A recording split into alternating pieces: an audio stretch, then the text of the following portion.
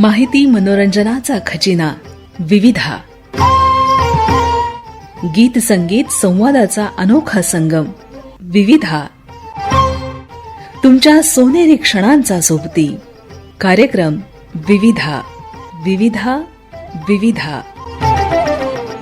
श्रोतेहो, विविधा अंतर्गत नमस्कार अमरावती या कार्यक्रमात सामाजिक कार्यकर्ते डॉक्टर राजू डांगे यांच्याशी संजय ठाकरे यांनी केलेली बातचीत ऐकूयात. या कार्यक्रमाचे सादरकर्ते आहेत संजय ठाकरे. श्रोतेहो नमस्कार. नमस्कार अमरावती कार्यक्रमामध्ये आपल्या सगळ्यांचं मी खूप खूप स्वागत करतो आहे.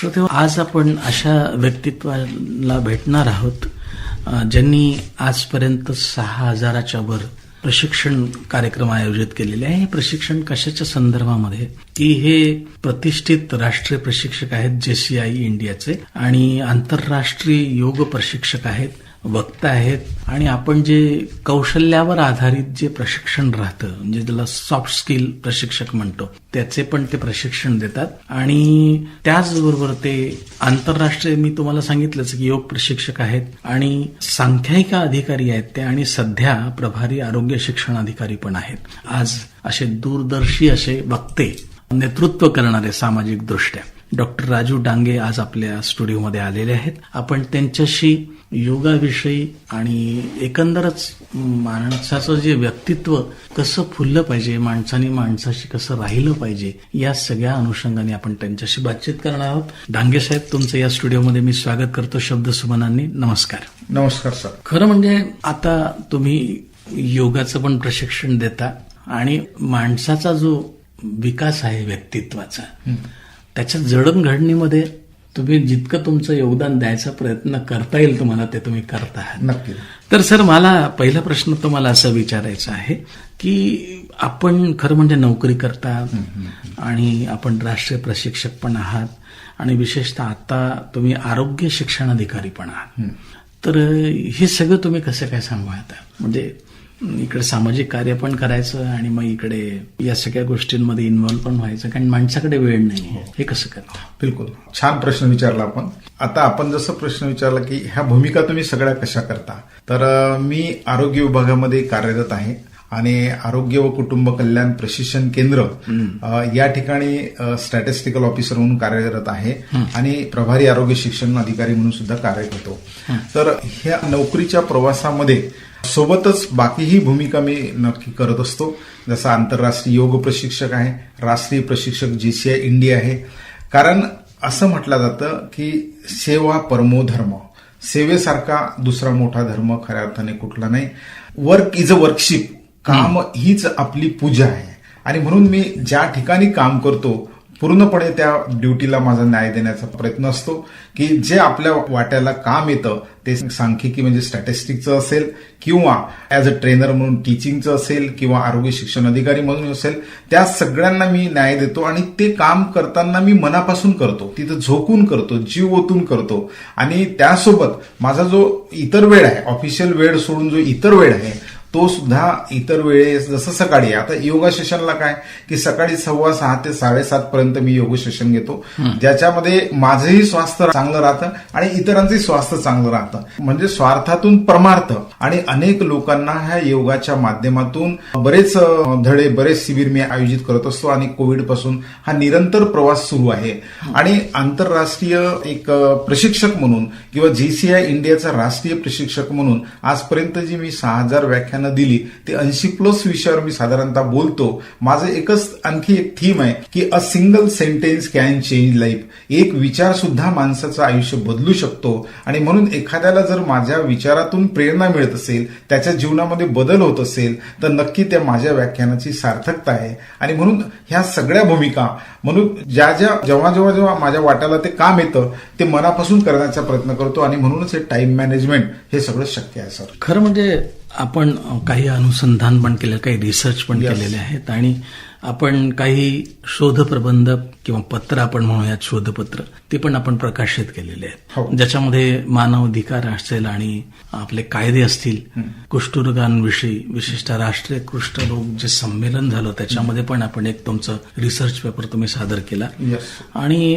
विश्व रेकॉर्ड आपण कार्यक्रम म्हणून एक मजेदार असा योग सत्राचा कार्यक्रम आपण करता आणि एक फार सुंदर त्याच्यामध्ये सगळं करत असताना जीवन कौशल्य कशी विकसित होतील याच्या अनुषंगाने तुम्ही सतत प्रयत्नरत असता. तर आता ही जीवनाची कौशल्य खरं म्हणजे हे अतिशय कठीण असा भाग आहे, पण तुम्ही तो कसा सोपा करून सांगता हे आमच्या सगळ्या श्रोत्यांना सांगा. नक्की नक्की. तर post fact in the life is a birth. जीवनाचं पहिलं सत्य काही असेल तर जन्म आहे आणि अंतिम सत्य काही असेल या भौतिक जीवनाचं तर मृत्यू आहे. आणि या दोघांच्या मध्ये काही असतं तर ते असतं जीवन. आणि या जीवनात किती जगला यापेक्षा कसा जगला हे जास्त महत्वाचं आहे. कारण उत्तम पद्धतीने जगण्याकरता अनेक गुण तुमच्या मला लागतील, अनेक गोष्टी तुम्हाला लागतील. आणि क्वालिटी लाईफ किंवा त्याला पैसाच पाहिजे असं नाही. पैसा बहुत कुछ आहे, सब कुछ नाही आहे. उत्तमपणे जगण्याला अनेक गोष्टी कारणीभूत आहे. तुम्ही लोकांशी संवाद कसा करता, लोकांशी बिहेव्हिअर कसं आहे, कारण तुमचं जे वर्तन आहे, जे संवाद आहे ते जास्त महत्वाचं आहे. आणि त्याच्यामुळं लोकांना जे जे दिसे भूत ते माने भगवंत. खऱ्या अर्थाने प्रत्येक व्यक्तित्वामध्ये ईश्वर लपलेला आहे, प्रत्येक व्यक्तित्वामध्ये एक चांगलं गुण आहे. आणि त्याच्यामुळं तुम्ही तुमच्या वाणीचा उपयोग करून ह्या लोकांना चांगलं जोडलं पाहिजे. संत महाकबीर म्हणतात, ऐसी वाणी बोलिये मन का आपाक होय, औरों को शीतल करे आपी शीतल होय.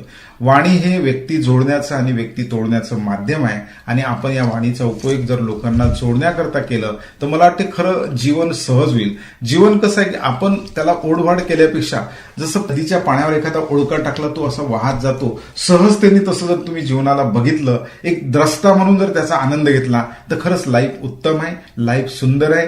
Life is a gift itself. जीवन अमूल्य भेट आहे. फक्त तुम्ही ती कशी भेट स्वीकारता आणि त्याचा आनंद कसा घेता हा तुमच्यावर अवलंबून. ते एक संत तुकारामांचं वाक्य आहे, वाणी पाणी आणि नाणी नासवू नये. म्हणजे त्याचा नीट असा उपयोग करून घेतला पाहिजे. आणि जीवन कौशल्यामध्ये मला असं स्वतःला असं वाटतं की each must find his own way. Yes. प्रत्येकाने आपला मार्ग चोखाळायचा असतो. आणि तुमच्यासारखे जे काही जीवन कला शिकवणारे जे काही प्रशिक्षक आहेत त्यांचं सगळ्यांचं काम असं आहे की तुमच्या समोर एक चांगलं ताट आम्ही वाढून ठेवतो, मात्र खायचं तुम्हाला आहे, तर त्याच माणसाला ते जास्त पचेल आणि त्याचं पोषण होईल. आपण योगगुरु असा ब्रह्मा असा आंतरराष्ट्रीय पुरस्कार आपल्याला प्राप्त झालेला आहे. आपल्याला महाराष्ट्र रत्न पुरस्कार मिळालेला आहे. American health leader of the year नावाचाही पुरस्कार आपण मिळवलेला आहे. राष्ट्रीय योग पुरस्कार, सर्वश्रेष्ठ वक्ता, क्रांती सूर्यपुत्र पुरस्कार, ओबीसी समाजकार, समाजभूषण पुरस्कार. आणि सगळ्यात महत्वाचं म्हणजे आपण जे लेप्रसीमध्ये किंवा ज्याला कुष्ठरोग आपण म्हणतो त्या क्षेत्रामध्ये म्हणजे तुम्ही तुमचं कार्य करत असताना, तुमची नोकरी करत असताना त्याच्यामध्येही राज्यस्तरीय पुरस्कार तुम्हाला प्राप्त झालेला आहे. आणि वेगवेगळी जी सामाजिक संघटना असतील किंवा ज्याला आपण एनजीओज असतील त्या एनजीओच्या माध्यमातून आपण लोकांपर्यंत कसं पोहोचू आणि त्या लोकांना ज्या गोष्टी माहिती नाही आहेत, जे आपण ठावे ते इतरा सांगावे, त्यांनी करून सोळावे सकाळजण असं जे आपण म्हणतो, ते जे तुमच्याकडे जो किंतु परंतु तंतू आलेला आहे हा तुम्हाला कुठून प्राप्त झाला, याच्यासाठी तुम्हाला कोणी मदत केली किंवा ही जळणघडण तुमची स्वतःची कशी झाली? वा वा, खूप सुंदर. मनुष्य खऱ्या अर्थाने एका दिवसात घडत नसतो. तो घडण्याची ही एक प्रक्रिया आहे, फार मोठी प्रक्रिया आहे. की प्रथमतः शुद्ध बीजापोटी फळे रसाळ गोमती. त्याच्यामुळं आई वडिलांनी जे एक संस्कार दिले तो संस्कार अत्यंत महत्वाचा असतो. त्याच्यानंतर तुम्हाला ज्या संगतीमध्ये तुम्ही राहता, जसा संग तसा रंग असं म्हटलं जाते. आणि त्याच्यामुळं आपण कुठल्या संगतीत राहतो आणि ज्या संगतीमध्ये तुम्ही पॉझिटिव्ह लोकांच्या संगतीमध्ये राहा, नक्की तुम्ही पॉझिटिव्ह कसे बनताय तुम्हाला माहीत पडत नाही. तुम्ही निगेटिव्ह व्यक्तींच्या संगतीमध्ये राहा, तुम्ही कसे निगेटिव्ह होताय तुम्हालाही माहीत पडत नाही. त्याच्यामुळे मला भाग्याने जो मित्रपरिवार, जी संगती लाभली ती खूप चांगली लागली. माझे कॉलेजचे मित्र असेल किंवा जिथं मी कार्य करतो त्या ठिकाणचे माझे कलिग असतील, या सगळ्यांकडे मला एक चांगले लोक मिळत गेले, एनकरेज करणारे. कारण अप्रिशिएशन एनकरेज पर्सन. कौतुक माणसाची ऊर्जा आणि ताकद वाढतं. मी ज्या ट्रेनिंग सेंटरला नोकरीला होतो तिथले प्रिन्सिपल असेल, फॅकल्टी असेल, ते नेहमी मला एनकरेज करायचे. आणि दुसरं आहे की आपण मनुष्य घडत असताना तो इंटेक स्वतःला काय देतो, स्वसंवाद स्वतःशी काय करतो. कारण सगळ्यात जास्त व्यक्ती कोणाशी बोलत असेल तर स्वतःशी बोलत असतो 24 तासामध्ये. त्याच्यामुळे तो स्वतःशी संवाद काय करतो आपल्या मनाशी, त्याच्यामुळे तो संवाद सुद्धा सकारात्मक असणे, रचनात्मक असणे, एक दिशा देणारा, कल्याणकारी असणे हा अत्यंत महत्वाचा आहे. तुम्ही इंटेक म्हणजे काय वाचता. Life is a buffet. वाचण्याकरता भरपूर आहे, पण तुम्ही स्वतःला त्या 2 कानाने किंवा मनाने काय इंटेक देता हे जास्त महत्वाचं आहे. आणि या सगळ्यांची बेरीज म्हणजे तुमच्या आईवडिलांनी दिलेले संस्कार, तुमची संगती, तुम्ही काय वाचता, काय विचार करता, काय स्वसंवाद करता, आणि हे सगळ्यांची बेरीज म्हणजे खऱ्या अर्थाने तुमचं व्यक्तिमत्व आहे. आणि त्याच्यामुळं ह्या व्यक्तिमत्व मला एक सवय पडली. माझ्याकडे जे आहे, आपण जसं बोललो, जे ठावे ते इतरांना शिकवावे. माझ्याकडे जे आहे ते मला जे कामी आलं, मला जे चांगलं घडू शकलं ते इतरांना माझं काही कामी येईल का, हा भाव घेऊन मी लोकांना अनेक प्रशिक्षणातून, अनेक शिबिरातून वाटण्याचा प्रयत्न करत असतो. सर, तुम्ही जवळपास 4 डॉक्टरेट तुम्ही मिळवलेले आहात आणि स्नातकोत्तर जी डिग्रीज आहेत आपण म्हणतो त्याला तुम्ही 7 विषयांमध्ये तुम्ही केलेले आहात. आणि बीएससी मध्ये पण तुम्हाला स्वर्ण पदक मिळालेलं आहे. आणि ते पण आपले जे चांगले एक ऍक्टर होते सुनील दत्तजी, त्यांच्या हस्ते. माझ्या आवडीचे. आणि आपल्या श्रोत्यांना पण सांगतो की सुनील दत्तकडनं आणि राज कपूरकडनं मला पण एक मुंबईला पारितोषिक मिळालेलं असल्यामुळे माझा तो आवडीचा विषय आहे. तर तेच तुम्ही सगळं मिळवलेलं आहे. या विषयावर आपण अजून बातचीत करणारच आहोत. वाचन फार महत्वाचं आहे. वाचाल तर वाचाल असं म्हणतात. आणि खरं म्हणजे माणसांमधली जी ऊर्जा आहे, त्याचा जो प्रकाश आहे, त्याच्या अनुषंगाने जे एक असा शेर आहे की इंसानियत की रोशनी गुम हो गई है का, साये है आदमी के आदमी है का. माणसामधली जी ऊर्जा आहे, त्याचा जो अत्तदीप भावाचा जो प्रकाश आहे, तो प्रकाश आता त्याचा जो ओरा आहे आता तो हळूहळू कमी होत जाते. येस. आणि त्या ओराच्या कमतरतेमुळे आपण पाहतो की चांगल्या चांगल्या माणसांमध्ये आपण कधी कधी असा विचार करतो, अरे हा तर खूप चांगला होता, आज असं का वागायला लागला, याला एवढा राग येत नव्हता. तर हे सगळं जे आहे हे तुम्ही तुमच्या संवाद इंटरनॅशनल योगा क्लासमध्ये असतील किंवा संवाद कम्युनिकेशन असेल किंवा ही जी विकलांग असतात किंवा आपण दिव्यांग असं म्हणतो त्यांच्यासाठी, किंवा काही जणांना जी काही वेगवेगळे प्रॉब्लेम्स असतात, काही जणांचे विवाह होत नाहीत त्याच्यामध्ये, तर याच्यासाठी म्हणून तुम्ही काय करता की वेगवेगळ्या शॉर्ट फिल्म्स असतील किंवा काही स्ट्रीट प्ले असतील, या सगळ्यांचं तुम्ही आयोजन करता आणि त्याच्या पद्धतीने तुम्ही लोकांना ते प्रीच करायचा प्रयत्न करता. तर हे तुम्हाला कसं काय सुचतं?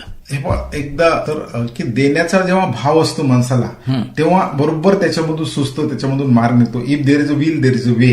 इच्छा तिथे मार्ग. आता आपल्याला जर कोणाला मदत करायची किंवा सहकार्य, मदत म्हटल्यापेक्षा मला सहकार्य करायचं आहे तर ते आपोआप पर्याय सुचतात, त्याच्यामधून आपोआप मार्ग निघतात.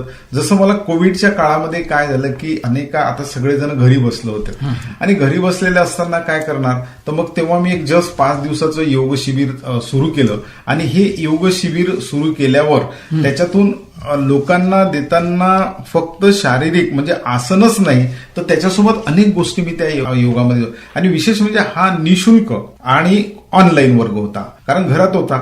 तर त्याच्यामुळं या योग वर्गामध्ये आसन आणि प्राणायामासोबत ध्यान, आणि एवढंच नाही तर त्याच्यामध्ये अनेक मेडिकल प्रॅक्टिशनर असेल देश परदेशातले, त्यांचे सुद्धा मी निशुल्क व्याख्यानं त्याच्यामध्ये, ज्या डॉक्टरकडे गेल्यावर 500-1000 रुपये तुम्हाला फी करावं लागतं 5 मिनिटं बोलायची, तो 1-1, 1.5 तास निशुल्क मार्गदर्शन माझ्या योग वर्गामध्ये करत होते त्या कोविड काळामध्ये. 4 वर्षापासून तो सतत आहे, आजही सुरू आहे, पण त्यावेळची संख्या आज राहिलेली नाही. आणि त्याच्यासोबत एका स्पिरिच्युअल आध्यात्मिक जे असेल वेगवेगळ्या संस्था, त्या आध्यात्मिक संस्थेचं सुद्धा, कारण जीवनाचा आणि जीवाचा उद्धार करायला खऱ्या अर्थाने आध्यात्मिकता जास्त महत्वाची आहे. आध्यात्मिक व्याख्यानं सुद्धा मी त्या योग वर्गामध्ये अरेंज केलेलं आहे. वैदिक योगिक जे मोठमोठ्या संस्था आहेत त्यांचे व्याख्यान आयोजित केलेलं आहे. याच्यासोबत व्यक्तिमत्व विकासाकरता आता घरात तर आहे, मग संध्याकाळचं काय करायचं, तर संध्याकाळच्या वेळेस आम्ही वेगवेगळ्या स्पर्धा, गायनाच्या स्पर्धा असेल, निबंध स्पर्धा असेल, कविता स्पर्धा असेल, ह्या सगळ्या ऑनलाईन अरेंज केल्या. आणि इतका लोकांचा उत्साह होता की बघता बघता हा माझा वर्ग अनेक 25 ते 30 राज्य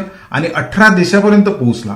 18 देशामधले योग साधक या माझ्या योग वर्गाला कनेक्ट होते. आणि त्यांच्याविषयीच्या प्रतिक्रिया जर आजही युट्यूबवर त्यांच्याविषयीच्या त्यांनी जे टाकलेल्या प्रतिक्रिया आहे माझ्या प्रत्येक वर्धापन दिनाला, त्याच्यातून लक्षात येते की या वर्गाचं महत्व आणि या वर्गामुळे किती झालं. इव्हन या कोविड काळामध्ये हॉस्पिटलमध्ये बसलेले पेशंट आणि डॉक्टर हे सुद्धा स्वतः मला दाखवायचे की हा आम्ही आता पहा योग वर्गाला जॉईन झालोय, तुम्ही सांगितल्याप्रमाणे आसनं करतोय, प्राणायाम करतोय, म्हणजे हा रिझल्ट कोविडच्या काळामध्ये मला जो भेटला आणि त्याच्यामध्ये आणखी 1-2 सत्र मी चालवत होतो त्या काळामध्ये. एक म्हणजे हे आपण जे म्हटलं की हे सुस्त कसं, तर हे जेव्हा करत असतो तेव्हा नवीन नवीन आयडिया आपल्या मनुष्याला येतात.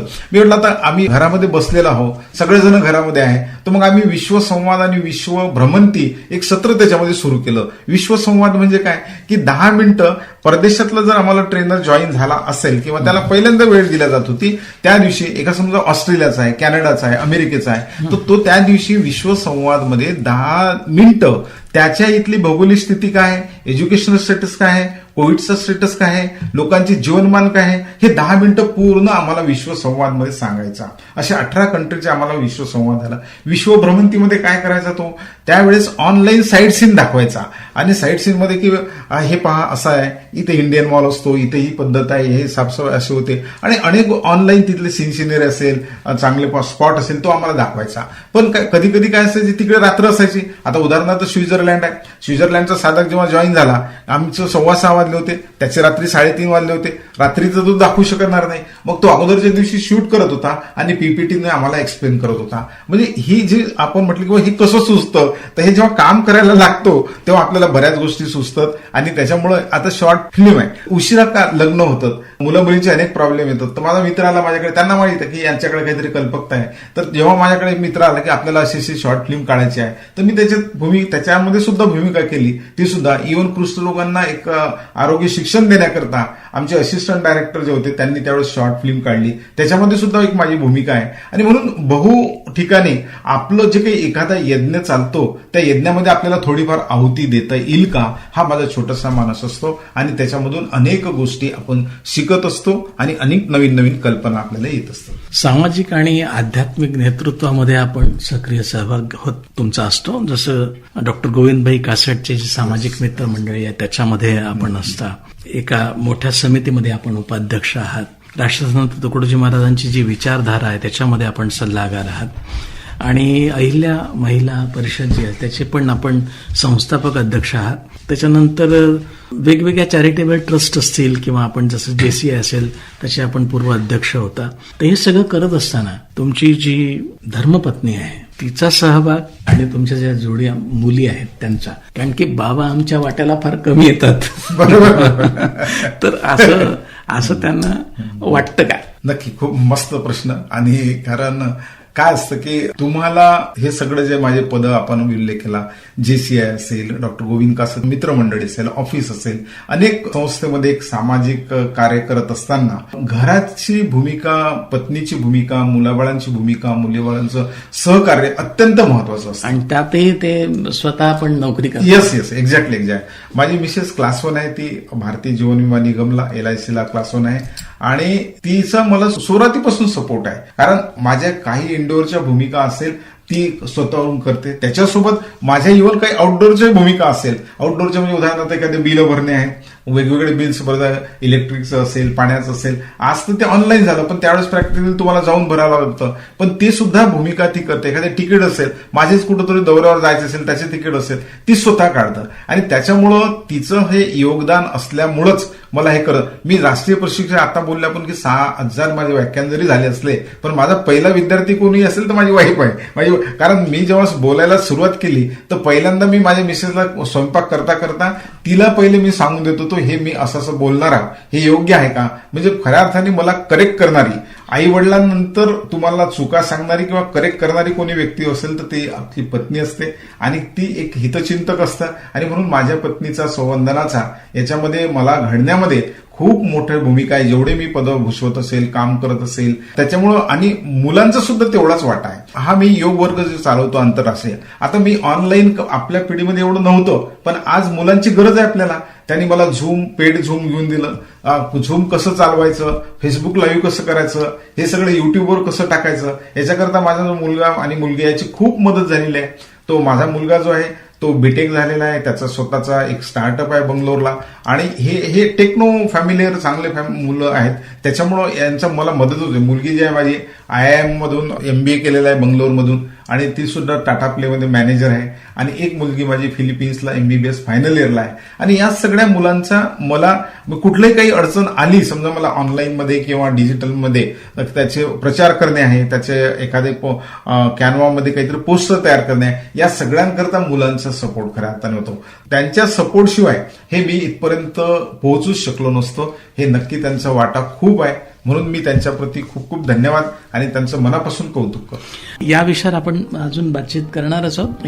अगदी आता आपण आपल्या या मुलाखतीच्या शेवटावर आलेला आहे आणि मला अगदी थोडक्यामध्ये आनंदी जीवनाचा तुम्ही जो मार्ग निवडलेला आहे किंवा तुम्हाला जो मार्ग दृक्कोजर झालेला आहे त्याच्याविषयी थोडक्यात आम्हाला तुम्ही मार्गदर्शन करावं, म्हणजे नंतर मग आपण या मुलाखतीचं समापन करू. नक्की नक्की, बिलकुल. पहा, आनंद हा असा आहे की हा कोणालाही हवावासा आहे. म्हणजे लहान असो, मोठा असो, श्रीमंत असो, गरीब असो, प्रत्येक व्यक्तीला आनंद पाहिजे असतो. आपण आनंदाची गंमत अशी आहे की तो इतर ठिकाणी शोधतो. तो कस्तुरी मृगाप्रमाणे काय करतो, मृग जेव्हा लेटलेला असतो तेव्हा त्याला कस्तुरीचा सुगंध येते, तर त्याला कळत नाही की हा कस्तुरी कुठून सुगंध येतं. ती रानरान दिवसभर वन फिरत असतं, पण तिला शेवटपर्यंत कळत नाही की कस्तुरी माझ्या नाभीमध्ये आहे. तसं माणसाचं आहे. जो आनंद आहे तो आनंद इतर ठिकाणी इतका शोधत असतो. तो व्यक्ती, वस्तू, परिस्थिती. व्यक्तीमध्ये दुसऱ्या व्यक्तींमध्ये आनंद शोधतो, एखाद्या वस्तूंमध्ये आनंद शोधतो, परिस्थितीमध्ये आनंद शोधतो. पण हे डिपेंडन्सी इज ऑलवेज डेंजर. तुम्ही दुसऱ्यामध्ये जर शोधला, एखादी व्यक्तीवर आहे आनंद मिळून राहिला तिच्यामुळं, पण ती बदलली की तुम्ही दुःखामध्ये गेले. एखादी वस्तू आहे, आज तुमच्याकडे चांगली गाडी आहे, या सगळं, ती गेली की तुम्ही दुःखामध्ये गेले. त्याच्यानंतर तुमच्याकडे एखादा परिस्थिती खूप उंच आहे, पण एखादा भूकंप आला, 2 मिनिटांमध्ये तुम्ही रोडवर आले, हे सगळं वैभव गेलं. त्याच्यामुळं जो आनंद आहे तो डिपेंडंट नसावा, तो आतमध्ये आहे, तुमच्या आतमध्ये आहे, तो अंतरात आहे. आणि हा अंतरातला आनंद असा आहे, बाकी आनंद वीट येणारे आहे, टेम्पररी आहे, ते थांबणारे आहेत. अवीट सुखाची गोडी असं म्हटलं जाते की ती अवीट सुखाची गोडी आहे, ती तुमच्या आतमध्ये आहे आणि तो आनंद तुमच्यामध्ये आहे, जो योगाच्या माध्यमातून, अष्टांग योगामधून, यम, नियम, आसन, प्राणायाम, प्रत्याहार, धारणा, ध्यान, समाधी हे जर तुम्ही जीवनात आणत असाल तर नक्की तुम्हाला तो आनंद येणार. ध्यानाच्या माध्यमातून खूप सारा जो प्रवास भगवान गौतम बुद्धांनी केला, जो महावीरांनी केला, जो संत ज्ञानेश्वर माऊलींनी केला, हा आंतरिक प्रवास जो करेल त्याला नक्की एक आनंद, एक सुख, समाधान त्याला नक्की मिळणार. तो आपल्या जवळच आहे, तो इतर ठिकाणी. It's a mindset. हा एक माइंडसेट सुद्धा आहे आणि म्हणून तो बाहेर न शोधता तो आनंद आपल्याकडे शोधावा, आपल्या आतमध्ये शोधावा. आणि हा आनंद प्रत्येकाकडे ईश्वराने दिलेला आहे. तो फक्त शोधण्याचं व्हिजन म्हणा, शोधण्याची दृष्टी म्हणा, ती आपल्याकडे पाहिजे. त्याच्यावर कष्ट घेण्याची साधना, ज्याला कष्ट म्हणेल, साधना करण्याची आपलं मनस्थिती पाहिजे. ती जर असली मनस्थिती तर तुमची परिस्थिती सुद्धा नक्की बदलू शकते.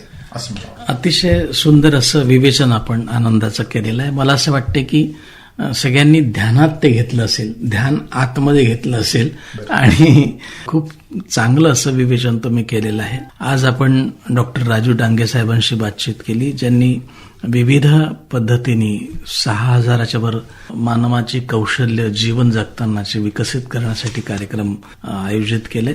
डॉक्टर साहेब, तुम्ही आज वेळात वेळ काढून इथं आलात, अतिशय उपयुक्त अशी माहिती आमच्या सगळ्या श्रोत्यांना करून दिलीत. मी आकाशवाणी अमरावतीतर्फे आपला खूप खूप आभारी आहे. धन्यवाद. नमस्कार. धन्यवाद. मी सुद्धा आपला खूप आभारी आहे. श्रोते हो, आताच आपण सामाजिक कार्यकर्ते डॉक्टर राजू डांगे यांच्याशी संजय ठाकरे यांनी केलेली बातचीत ऐकलीत. या कार्यक्रमाला निर्मिती सहाय्य दिलं होतं स्नेहल ठाकरे यांनी, तर तांत्रिक सहाय्य होतं गणेश देशमुख यांचं. तर या कार्यक्रमाचे सादरकर्ते होते संजय ठाकरे. माहिती मनोरंजनाचा खजिना विविधा. गीत संगीत संवादाचा अनोखा संगम विविधा. तुमच्या सोनेरी क्षणांचा सोबती कार्यक्रम